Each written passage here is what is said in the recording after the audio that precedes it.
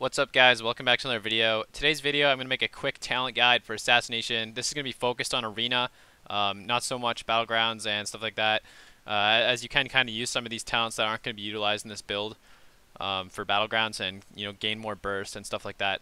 But this is going to be focused on Arena. Anyway, hopping straight into the talents. Master Poisoner is the most important talent in this row, in my opinion, because it makes our Deadly Brew, which applies a minor wound poison to the target. It reduces the healing by 18%. So if you don't have Master Poisoner, it only makes this 15%. And so having this is more powerful than the other options because they're kind of hard to utilize. You can use Elaborate Planning in combination with Mark for Death. It is kind of good. If you have a Hunter on your team that has a more powerful Mortal Wounds effect from his pet, then you can feel free to drop Master Poisoner in favor of Elaborate Planning. But I find Elaborate Planning to not be that great in PvP. Blindside is just terrible in PvP in my opinion. Don't really use it. Anyway, hopping into the next row here, the level 30 row. Subterfuge is going to be the best option for Arena as it is going to make your Vanish more powerful. It's going to allow you to get better setups and plays off of your Subterfuge. And in addition to that, it's going to make your Garrote quite powerful when coming out of stealth. And if you use a Garrote during Subterfuge, it still is going to have that damage increase. And this thing is very, very powerful in combination with a Azerite trait called Shrouded Suffocation, which makes our Garrote give more combo points. I currently have not had any luck of getting a single one in all the pieces I have right now. So that's kind of unfortunate, but highly recommend using one of those. We'll get to traits here in a second.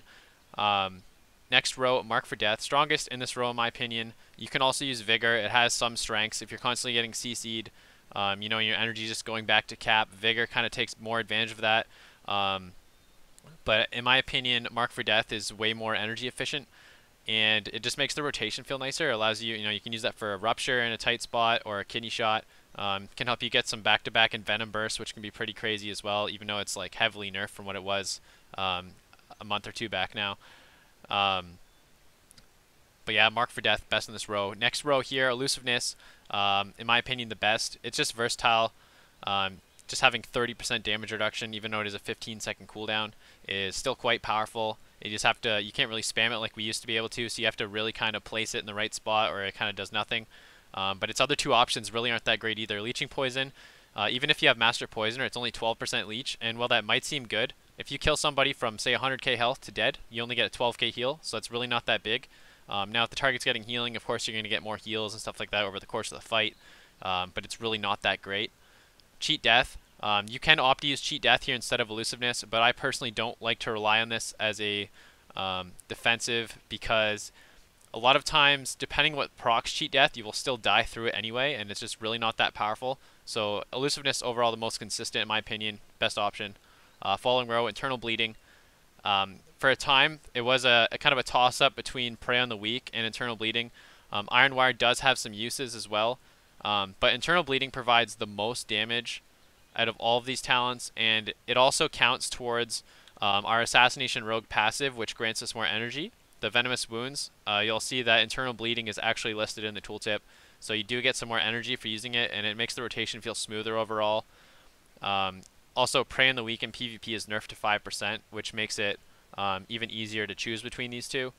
Now, Iron Wire does have some uses, mostly for the increased silence effect, but the silence is only increased by 1 second in PvP, so often it's not really worth it in my opinion, and Internal Bleeding is going to provide you the most consistent damage and make your rotation that much more smoother, give your bleeds that much more power, of course, as you will have an additional bleed on the target.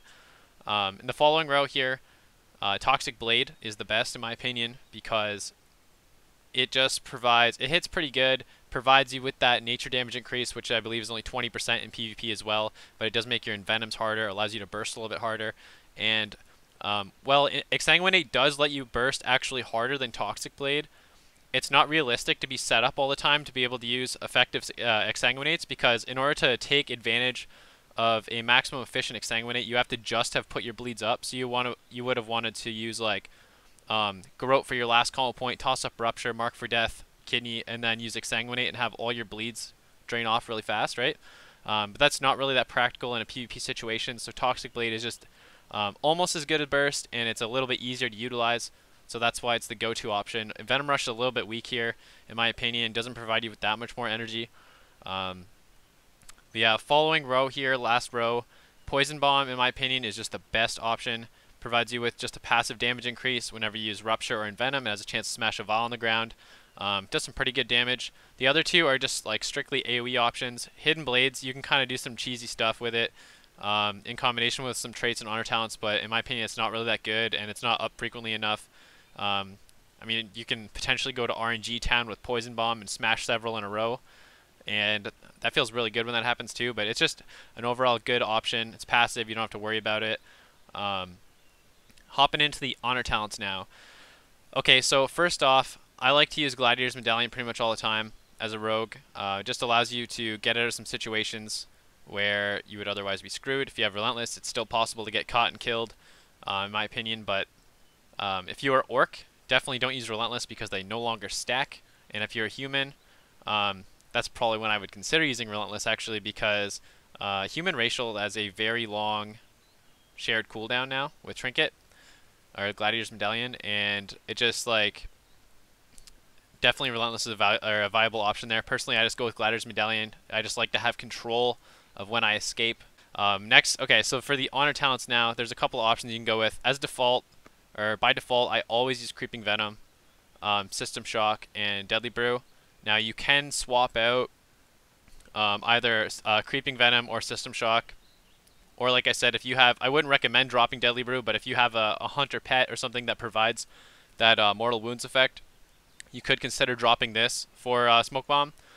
Personally, I don't like doing that. I like to keep Deadly Brew, and I would usually drop either System Shock or Creeping Venom for Smoke Bomb. Creeping Venom is more overall damage, but System Shock provides more burst, so you have to kind of cater to which comps you're playing.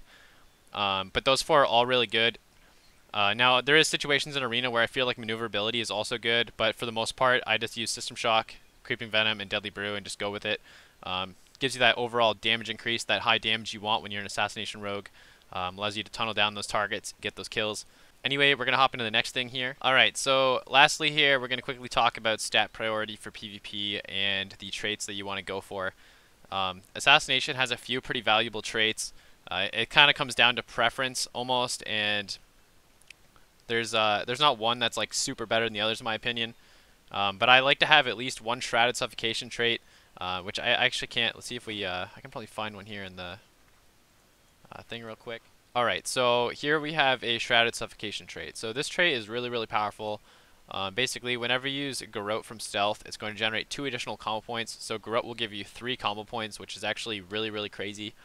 And it deals an additional 591 damage. So basically, you can stack this up. The damage does stack, but it won't give you any more combo points than 3. So I like to have at least one of these. It actually, in PvE situations, provides the most DPS. It's actually crazy. But there is a option that competes on single target, and I think it's more practical in situations where you can't always get the re-stealth, but I am going to be carrying one of these personally.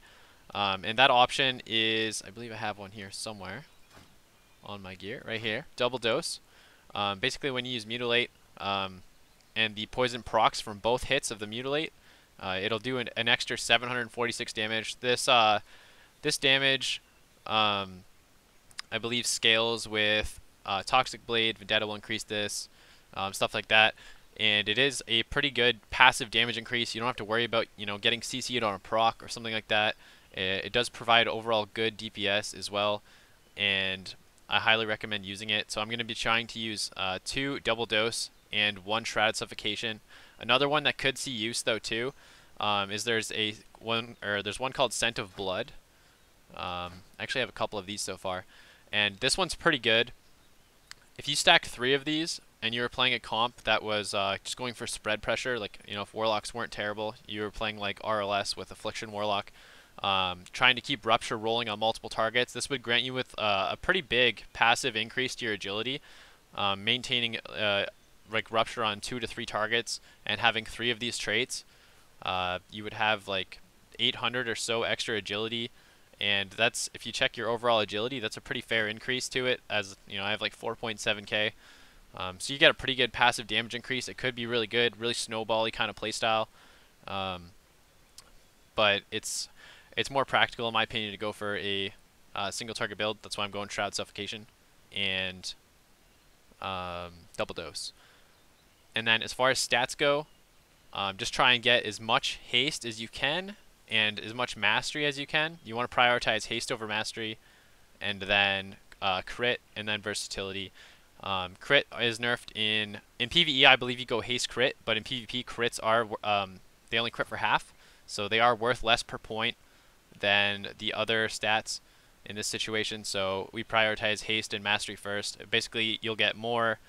Haste makes it so you get a little bit more energy regen, more dot ticks. Those more dot ticks are going to give you more venomous wounds procs, which will be more energy as well. And then mastery is going to make your poisons and bleeds do more damage. So they kind of work really well together. And anyway, that's going to do it for this video. I hope you guys found this useful. I was actually playing a lot of ret, sub rogue, and 2s earlier. Had a lot of fun. Managed to get the elite set unlocked so far, which is pretty cool. But thanks guys for watching. I might upload some of those games as well, do a couple talk through. I managed to get a couple clips. They're all right. But till next time, have a good day. Peace.